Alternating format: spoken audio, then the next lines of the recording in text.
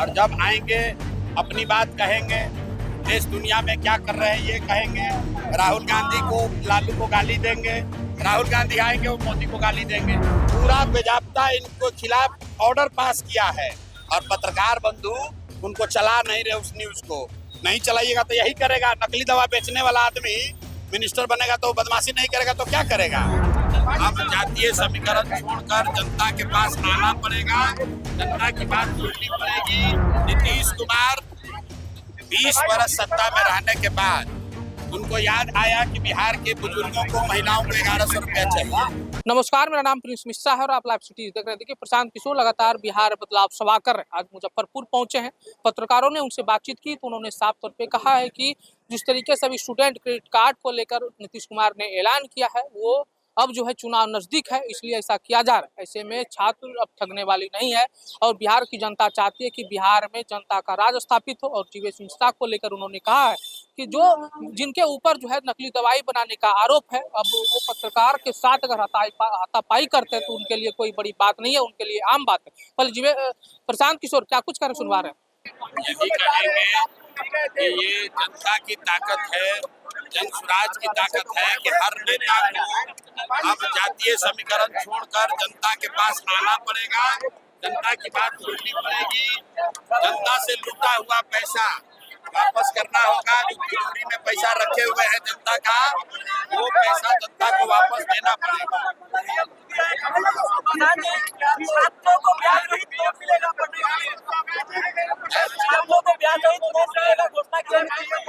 ऐसा है, नीतीश कुमार 20 वर्ष सत्ता में रहने के बाद उनको याद आया कि बिहार के बुजुर्गों को, महिलाओं को 1100 रुपया चाहिए।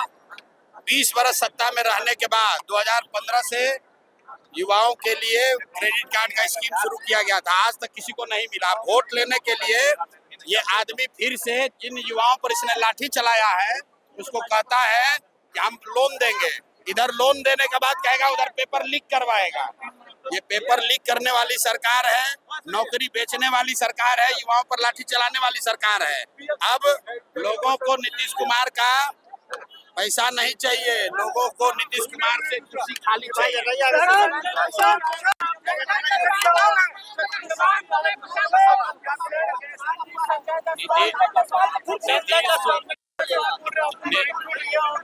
नीतीश कुमार पीएम मोदी आए और एक पहली बार नहीं आए, 5 दफे आ चुके। और जब आएंगे अपनी बात कहेंगे, देश दुनिया में क्या कर रहे हैं ये कहेंगे। राहुल गांधी को, लालू को गाली देंगे, राहुल गांधी आएंगे वो मोदी को गाली देंगे। दोनों में अभी तक किसी ने नहीं कहा कि बिहार से पलायन कब बंद होगा। दोनों में अभी तक किसी ने नहीं कहा कि बाढ़ की समस्या कब खत्म होगी। बिहार में फैक्ट्री क्यों नहीं लगी ये मोदी पहले बताएं कि भाई अगर सूरत में 5 लाख लड़का बिहार का मजदूर बना हुआ है तो मुजफ्फरपुर में फैक्ट्री क्यों नहीं लगी है, मोदी पहले ये बताएं। बेकार का बेवकूफ बनाने के लिए सड़क बना दिए, ये बना दिए। अरे भाई, गुजरात से बंगाल तक सड़क बनेगी तो बिहार होके ही जाएगा। कोनो बिहार पे एहसान किए हैं।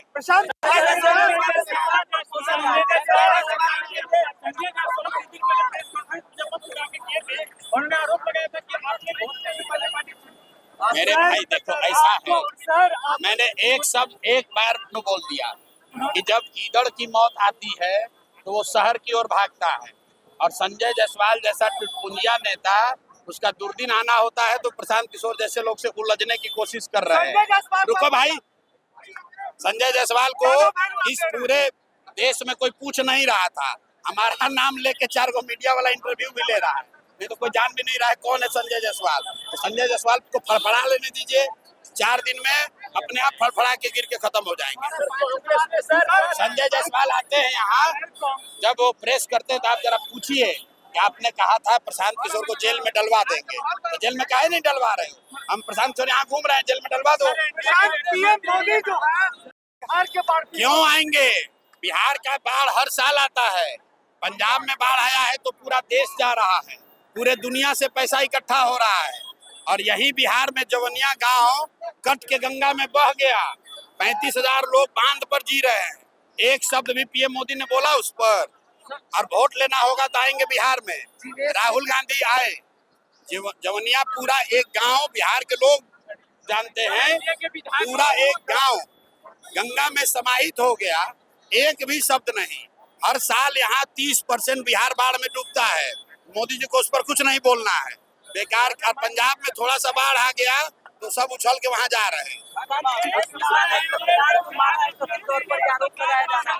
देखिए, जीवेश मिश्रा ने पत्रकार को जो मारा है, जीवेश मिश्रा ने मारा है या शायद उनके लोगों ने मारा है। तो ऐसे लोग जो कि नकली दवा बेचने के लिए, ध्यान रखो भाई, जितने पत्रकार साथी हैं, आप बताइए कि नकली दवा बेचने के आरोप में कोर्ट ने इन पर पूरा बेजाब्ता इनको खिलाफ ऑर्डर पास किया है और पत्रकार बंधु उनको चला नहीं रहे। उस न्यूज को नहीं चलाइएगा तो यही करेगा। नकली दवा बेचने वाला आदमी मिनिस्टर बनेगा तो बदमाशी नहीं करेगा तो क्या करेगा?